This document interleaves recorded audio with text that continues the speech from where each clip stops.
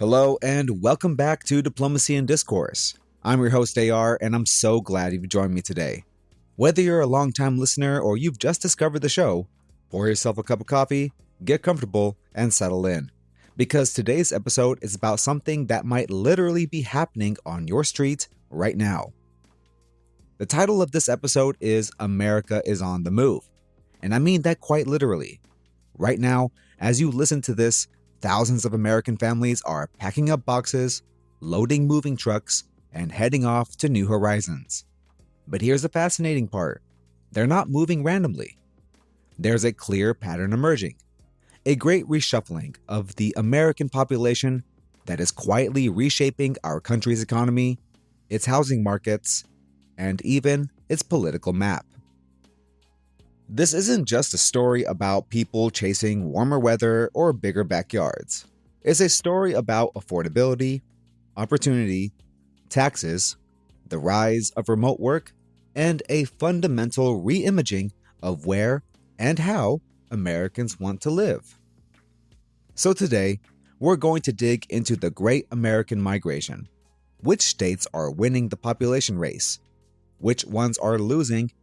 And most importantly, why? We'll look at real numbers from the Census Bureau and the IRS, but we'll also keep our eyes on the human beings behind those numbers, because behind every statistic is a family making one of the biggest decisions of their lives. Let's begin. Let me start with a fact that might surprise almost everyone.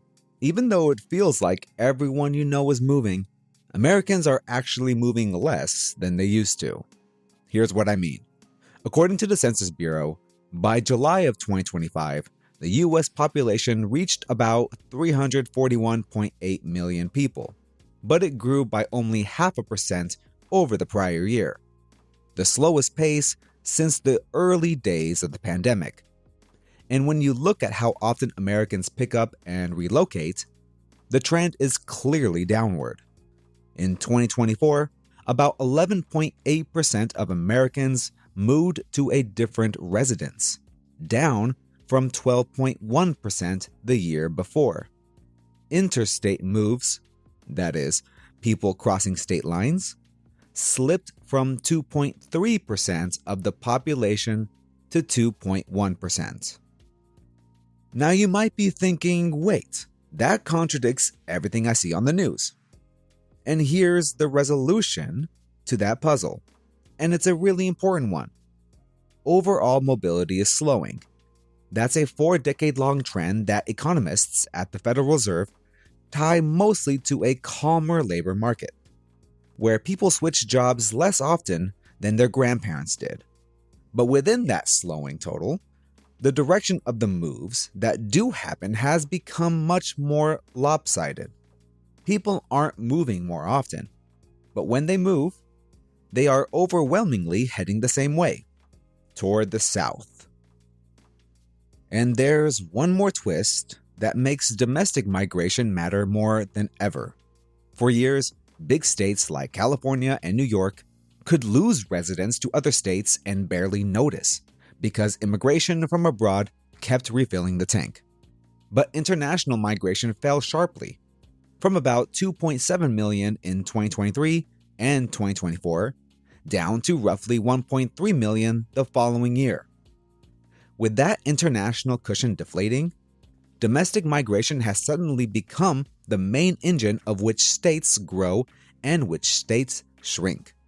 In fact, 31 states posted positive net domestic migration recently, up from 27 the year before. So the stakes of this internal reshuffling just got a whole lot higher. Alright, enough with the national average. You came here to find out who's winning and who's losing this migration race. So let's name names. If domestic migration were a sport, the South would be the reigning champion, full stop. It is the only region of the country with sustained positive net domestic migration, and it's home to every single one of the top inbound states. Let me walk you through the leaderboard because it's been shifting in really interesting ways.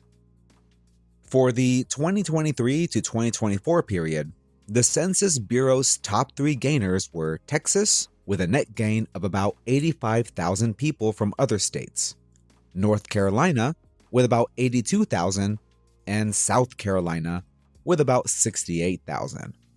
Notice something already. 2 Carolinas in the top 3.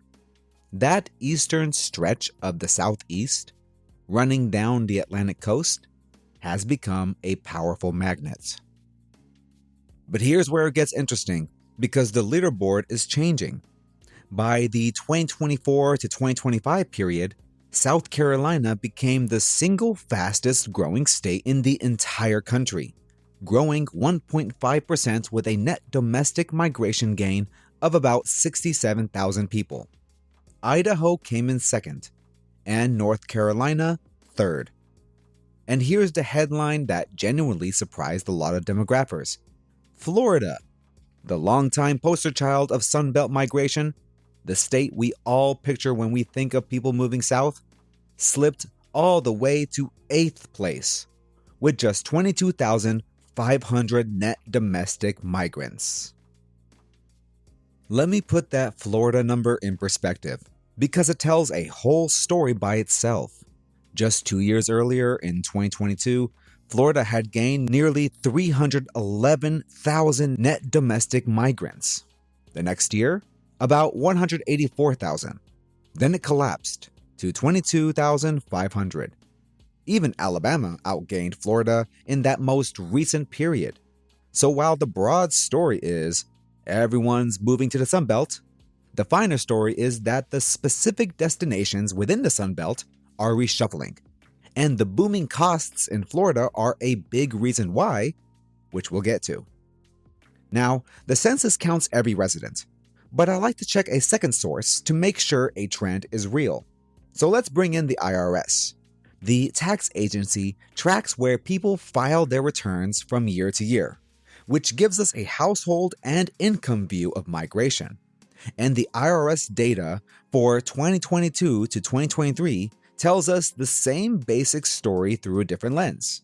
The top gainers of tax filers were Texas, with about 56,000, Florida, with about 55,000, North Carolina, with 39,000, South Carolina, with 29,000, and Tennessee, with 24,000.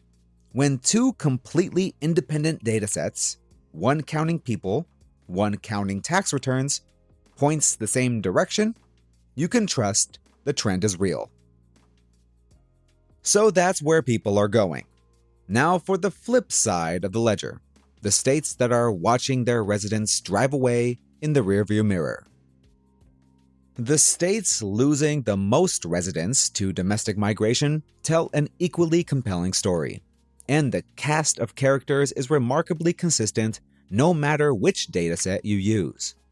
According to the Census Bureau's estimates for 2023 to 2024, the biggest net losers were California, which lost a staggering 239,000 people to other states, New York, which lost about 121,000, and Illinois, which lost about 56,000. The IRS data confirms it from the tax return angle. California lost about 100,000 net tax filers, New York about 72,000, Illinois about 29,000, and New Jersey about 19,000. And critically, those departing households took billions of dollars of income with them, what economists call adjusted gross income, or AGI, which is a fiscal headache we'll dig into later. By the most recent 2024 to 2025 period, the list of states actually shrinking in total population included California, Hawaii, New Mexico, Vermont, and West Virginia. For California especially, this is historic. The Golden State that for generations symbolized the American dream, the place everyone moved to, is now, for many, a place people move away from. Not because it stopped being beautiful or dynamic, but because for a lot of families, it simply stopped being affordable. Hold that thought, because affordability is the thread that ties this whole episode together. Before we get into the why, let me give you a quick tour of the 4 major regions because each one is telling a different story right now. First, the South. As we've said, it's the undisputed champion, the only region with sustained net domestic gains, and home to all 5 of the top inbound states. If there's a center of gravity in American migration today, it's somewhere around the Carolinas. Second, the West. This one is a mixed bag. Idaho, Arizona, and Nevada are still pulling people in, but California's enormous outflows are so large that they drag the entire region into net domestic outmigration. So the West is really 2 stories. A few fast-growing interior states, and one giant coastal state losing people faster than others can gain them. Third, and this is my favorite plot twist of the whole episode, the Midwest. For the first time this decade, between mid-2024 and mid-2025, the Midwest posted positive net domestic migration, gaining roughly 16,000 people, and every single state in the region grew. If you remember the headlines from 2021 and 2022 about the Midwest hemorrhaging residents, this is a genuine reversal worth watching. Affordability may finally be turning the Rust Belt's biggest weakness, being unglamorous, into its biggest selling point. And fourth, the Northeast. Unfortunately, still the story of continued outmigration, anchored by those steady losses from New York and New Jersey. Okay, we know who's moving and where. Now it comes to the question I find most fascinating of all. Why? What is actually driving millions of people to uproot their lives? Let's break it down factor by factor. If there's one factor that towers above all others, it's housing affordability. This is the big one. The basic dynamic is simple to picture. People are leaving expensive metro areas. Think New York City, San Francisco, Los Angeles, and heading for mid-sized cities and suburbs where their paycheck stretches dramatically further. When the median home in your coastal city costs well over $1 million, and a comparable home in North Carolina or Tennessee costs a fraction of that, the math starts making the decision for you. And here's a nuance the research really emphasizes. Both the Tax Foundation and analysis at Kiplinger point out that broad affordability, not just the home price, but childcare, utilities, groceries, the whole cost of living, often matters more than any single factor like taxes, especially for lower and middle-income families. One analysis from Mass Budget found that many of the people leaving high-tax states actually earn below the top income brackets. In other words, they are not wealthy people dodging taxes. They are regular families getting squeezed by the cost of living and looking for breathing room. There has also been a hidden accelerant here: mortgage interest rates. As rates climbed sharply after 2022, the cost of buying a home jumped even higher, effectively locking many would-be buyers out of pricey coastal markets entirely and pushing them towards regions where there's more inventory they can actually afford. So affordability isn't just about sticker price. It's about whether you can get in the door at all. Now let's talk about taxes, because this is where the conversation gets genuinely contested. And I want to give you both sides honestly, because that's what this show is about. On the one side, the pattern looks awfully suggestive. States with no individual income tax on wages, like Florida, Texas, Tennessee, Nevada, and a handful of others, consistently rank among the top gainers in both population and income. The Tax Foundation estimates that a state's tax competitiveness statistically explains about 11% of the variation in migration patterns, and IRS data shows what they call selective outmigration. Higher income earners in particular peeling away from high-tax states, which puts real fiscal strain on the states they leave. But here's the other side, and it's backed by serious research. Analysts at the Center on Budget and Policy Priorities and at Policy Matters Ohio argue that once you control for other factors, state tax levels have a minimal or even statistically insignificant effect on whether people move. Their point is that what really drives moves is jobs, housing affordability, and crime, not the tax rate. And they make a compelling argument. Taxes fund the schools, roads, and public safety that families actually value. So the marginal savings from moving to a low-tax state often don't outweigh what you give in. They even have a name for the idea that everyone's fleeing taxes. They call it the tax flight myth. So where does that leave us?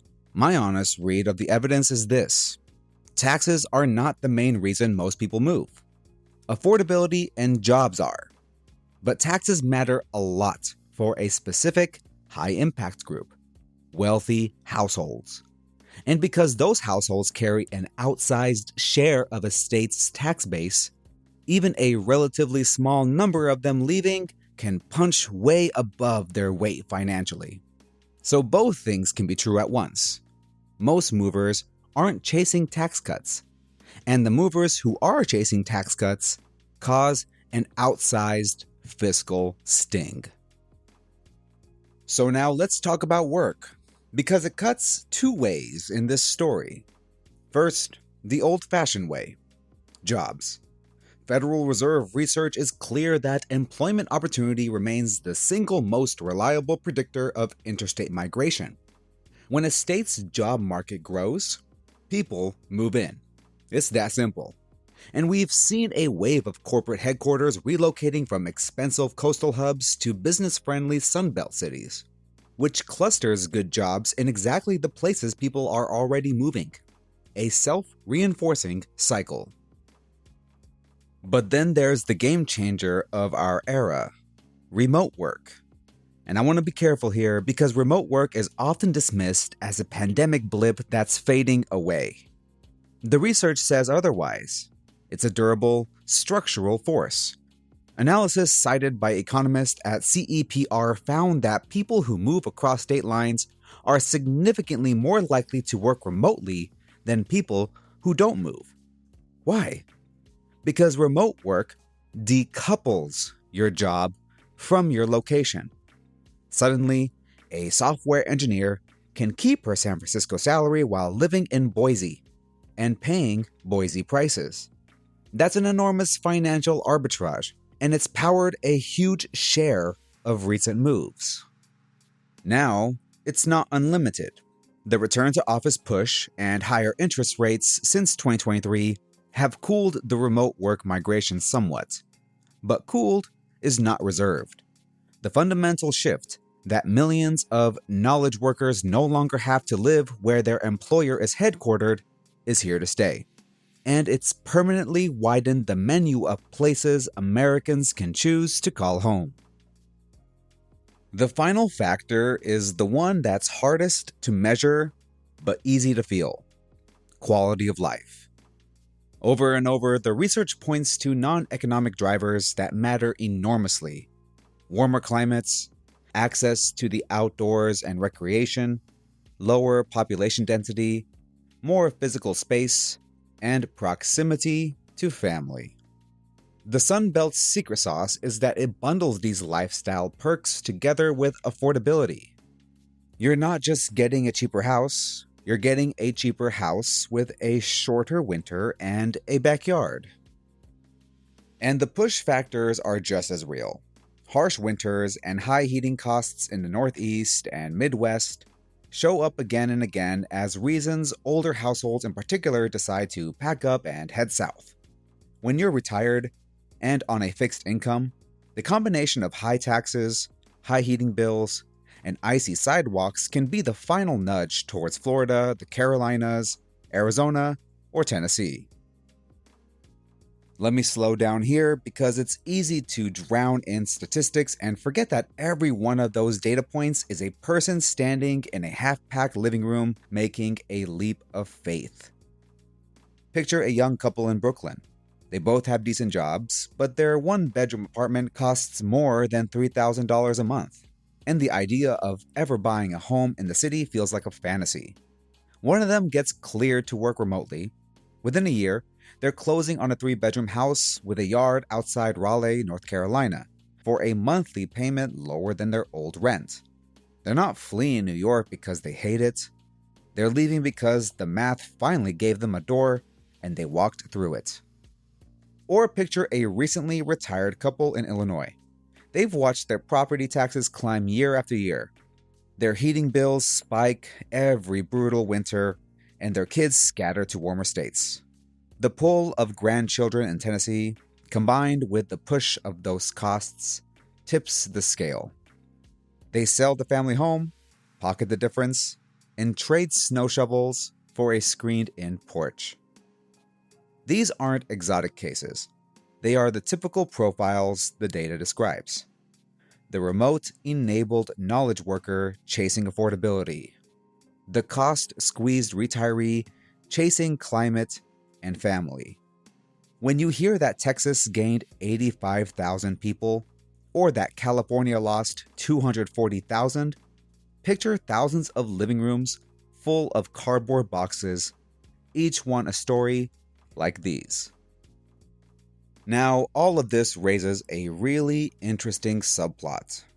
It's not just about which states, it's about what kind of places within those states people are choosing. And the pandemic threw that pattern into chaos. For decades, the American migration story was straightforward. People moved from the countryside to the cities, chasing opportunity. The pandemic flipped that script almost overnight. The Census Bureau documented something remarkable during the peak pandemic years of 2020 and 2021. Small counties, those with fewer than 30,000 residents, places that had historically been losing population for years, suddenly started gaining domestic migrants. Meanwhile, the biggest counties, those with 1 million or more people, saw their outflows intensify. People fled density. They wanted space, and remote work gave them permission to go get it. But here's the important update. That dramatic flight to the countryside was partly a moment, not a permanent revolution. By 2022, many of those small counties drifted back toward their pre-pandemic patterns, and the dramatic urban exodus started to ease in a number of regions. What's emerged as a durable winner is actually the middle ground, mid-sized cities. Places like Raleigh, Nashville, and Denver have seen sustained inflows because they offer the best of both worlds, real urban amenities and job density, but with more affordability than the coastal giants. And many of the very fastest growing counties recently are clustered along the southeast coast, in Virginia, the Carolinas, and Georgia. So the sweet spot isn't the giant metro or the remote village. It's the up-and-coming, mid-sized city. Now let's put faces to these numbers, because the demographics of who moves are really telling. The Federal Reserve notes that the decades-long decline in mobility shows up across almost every group, but it's most pronounced among working-age adults. Higher-income households, on the other hand, are disproportionately mobile, and, per the IRS income data, disproportionately tax-sensitive. They have the means to move and the financial incentive to optimize where they live. Retirees remain a powerful migration stream, continuing to favor Florida, the Carolinas, Arizona, and Tennessee for the climate and the tax treatment of retirement income. And then there's the group that's reshaping the map the most: remote-capable knowledge workers, who tend to be younger and college educated. They have been overrepresented among interstate movers ever since 2020. And this group carries an interesting ripple effect. As they migrate from dense blue urban cores towards purple and red Sunbelt states, they bring potential political and electoral consequences with them, which is one of the reasons demographers and political strategists watch these flows so closely. So what does all this movement actually do to the states involved? The impacts are significant on both ends, and they're not always what you expect. Let's start with the receiving states, the winners. The obvious upside is a growing tax base. Texas and Florida captured the largest net inflows of income in the IRS data. But growth comes with growing pains. Sunbelt home prices and rents have risen substantially as demand outpaces the supply of housing, which, by the way, is exactly how a winner can slowly become less attractive, as we saw with Florida cooling off. Rapid growth also strains infrastructure. You need more schools, more roads, more water, and power. And here's a fascinating connection from Harvard's Joint Center for Housing Studies. Immigrants make up a large share of the construction workforce in high-growth states like Texas. So the ability of a booming state to build enough housing is quietly linked to international migration trends. Everything connects. Now, the sending states, the ones losing people. The headline worry is an eroding tax base. California, New York, and Illinois have lost billions in income to outbound movers. The Tax Foundation warns of a potential vicious cycle, where a shrinking base of high earners forces higher tax rates on the people who remain, which could push even more of them to leave.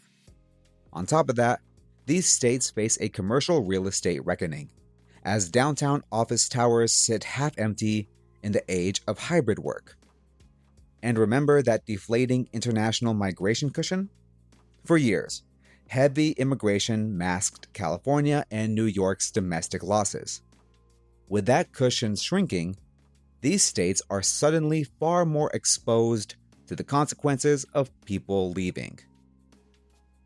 I want to now take 30 seconds to be a responsible guide here, because how we know things matters as much as what we know. We've been pulling from several sources today, and they don't always agree perfectly. The Census Bureau gives us official accounts of all residents, but its methods get revised between editions. The IRS gives us rich income detail, but it excludes people who don't file taxes, and it lags a year or two behind. And then there are those private moving company reports, from companies like U-Haul and United Van Lines, that you'll often see cited in the news. They are timely and they grab headlines, but they are self-selected and vendor-reported, so they're best treated as a rough signal, not gospel. Throughout this episode, I've leaned on the federal data as the authoritative benchmark. When you hear a flashy top moving destinations list, just remember to ask, says who? And based on what? So let's pull the threads together. What have we learned about America on the move? The Sunbelt still dominates, but the leaderboard is shifting. South Carolina has dethroned Florida as the fastest growing state, and rising stars like Alabama and Tennessee are climbing. The Midwest just turned a genuine corner, posting its first positive net domestic migration of the decade. California, New York, and Illinois remains the great senders, consistently across every dataset. Affordability, not taxes, drives the majority of movers, though taxes matter intensely for high earners who carry outsized fiscal weight. Remote work is a permanent fixture, not a passing fad. And national mobility is slowing overall, even as the moves that do happen point more sharply south than ever. Here's the takeaway I want you to carry out the door. This Great American Reshuffle isn't really about moving trucks and census tables. It's about millions of individual families, each making a deeply personal calculation about where they can build the life they want, where the house is affordable, the job is solid, the winter is mild, and the future feels open. The beauty of American federalism is that it gives them 50 different options to choose from, 50 different bargains between cost, as well as opportunity and quality of life. And the map those choices are drawing isn't just showing us where people live today, it's showing us where the economic power, political influence, and the next chapter of the American story are being built, one moving truck at a time. That's our episode for today.